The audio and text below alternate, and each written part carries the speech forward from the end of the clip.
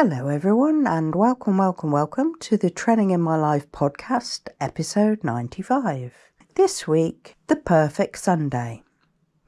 So what would your perfect Sunday look like? Would you have a lie-in until you woke up? Maybe around 12 o'clock, you might go for brunch or order it to be delivered to your home. You might take a drive. You might go a day trip. You might just laze around, read the Sunday papers.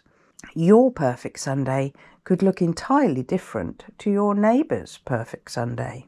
They might have plans for a patio and they're out there banging and hammering and trying to get some slabs into place, and that might drive you not to have your quiet Sunday at home. That might drive you to drive somewhere else just for some peace and quiet.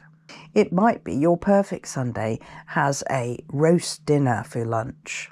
You go to a pub, you drive somewhere different, or it might be your regular pub. And they always have the roast beef dinner that you want. The potatoes are just the right crispiness. The vegetables have just the right crunch. There's always enough gravy. You notice sometimes there isn't enough gravy, but where you go, they give you the right amount. There's a nice atmosphere. People are smiling, happy, chatting. It feels good to be there. And what are you going to do this afternoon? Oh, I don't know. Maybe I'll go in the garage and tackle that project, that woodwork one where you were going to put something together, and maybe I'll take a sketch pad down to the river. Just sit there. It's going to be a nice day, so might as well. It's amazing what you can do. You don't realise the talent you have. Just do it for fun. Do it for pleasure. Maybe you're off to visit someone. Could be a relative, could be a friend. Maybe you have friends in town that you haven't seen for ages. Always nice to catch up with people. Always nice to visit relatives and have a chat, maybe help them out if they need something doing. Sundays are very different for different people. And of course, these days, some people have to work on a Sunday and their day off might be a Monday or a Wednesday, something like that, which is equivalent to their Sunday. If you live by the sea, you might go walk along the beach, just because it's there, just because you don't see it when you're working in the week. For you, Sunday morning might be all about the papers, all the supplements, doing the crossword or the word search. Sunday evenings are always weird. People give away their Sunday evenings. They start thinking about work. They start thinking about Monday, and it steals away part of their Sunday. Don't think about work until you're actually travelling there the next day. Or better still, don't think about it until you walk through the door. None of that checking those emails on a Sunday evening.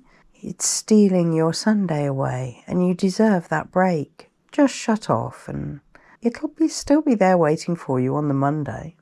Sunday might be the day you're packing and going to the airport and going on vacation. Or equally, Sunday might be the day that you have to pack your bag and go back to the airport and come home from vacation.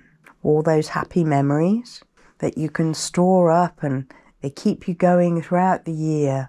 You might be spending some of your Sunday planning a vacation, planning where you go next in your career, planning a move, maybe to a different town, maybe to a different house, maybe to a different area.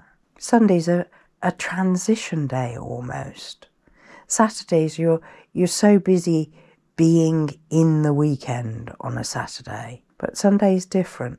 Sunday is more chilled and relaxed. You could get invited somewhere on a Sunday, maybe to a barbecue, maybe to a birthday party. It's the kind of day that people choose for that. Busy on a Saturday, getting in the supplies to make the event happen. I think there's a lot to be said for letting some Sundays just happen. Wake up when you feel like it. Decide what you want to eat when you wake up. Do you fancy some pastries? Do you fancy a cooked breakfast? Do you want someone else to cook it for you? Do you want to get dressed and go out, or do you want to stay home? Will it be more of a weekend if you do something with it, so that you can say to people, oh yeah, I did that this weekend? Or will it be more of a weekend if you simply relaxed and just did whatever you fancied? You might read something in the Sunday paper that makes you want to do something spontaneously. See something in a DIY store or a garden centre and think, oh, I should go and have a look at that. And then suddenly your day's changed and you're going somewhere else and doing something else. Sometimes people don't pick up a newspaper all week, but will have a Sunday newspaper because it's so full of all these little magazines inside, all these bits, all these supplements. And if you have a partner, you might share them out and each have one bit or another bit. Then you discuss anything interesting that crops up that you want to talk about. Maybe it's rainy, so you're going to be home, and a long, lazy read of the papers over breakfast seems a really good plan. I don't think any Sunday is ever a waste. It's like it comes and goes, and maybe you don't fit everything you wanted into it or didn't go to where you wanted to go, but no Sunday is a waste because you've at least had a change in routine. You've been able to do something different, something you chose to do on the day. And in some shape or form, you will feel more relaxed for doing that, ready to start the week again. I have a tendency to want to tear off and do loads of things at the weekend, fit everything in, cram as much as possible. Partly because I'm a content creator and, there's a certain amount of filming and editing has to be done in order to produce this channel. But partly it's my personality. I think over the years there have been times when I've lived in small rooms and not very pleasant buildings, and going out has been a way of not having to deal with that. So I would say probably that's where it all comes from.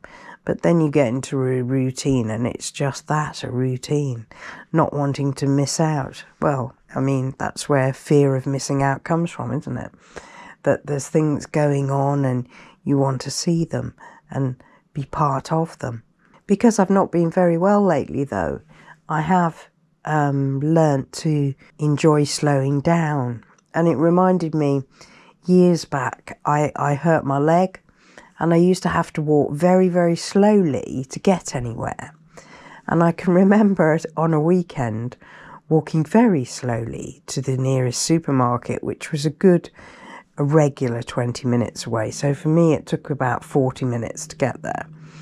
And at first, it irritated me a lot that it took me so long to get there. And then this thing happened and I began to look at where I was all the way along, noticing things either side of me on the pavement, stuff like that. Things that I'd never looked at, even though I'd walked the same route a million times before. And then you suddenly have a completely different appreciation of where you are in your life and what's happening. And you immediately begin to value the small things. It's like at the moment, it's dusk. And I'm sat here with my feet up on the windowsill, wondering what kind of moon it's going to be tonight. And I don't really notice that often, but a couple of nights ago, there was this big sort of semicircle in the sky that was very noticeable when I drew the curtains. And I thought, sometimes you don't appreciate things like that because you just shut the curtains and you don't bother to look. It's been a weird day today because it's been windy, chilly, but then sunny and mild. And then there was this torrential rain shower out of nowhere, and the sun was still out. I was desperately going room to room trying to find the rainbow, but must have been sort of at the side of the house, so you couldn't see it out of any window. Yeah. Whatever you're doing with your Sunday, I hope you have a wonderful Sunday. And if you enjoyed this podcast, please like, comment, subscribe, share with a friend, and come back next time. Bye for now.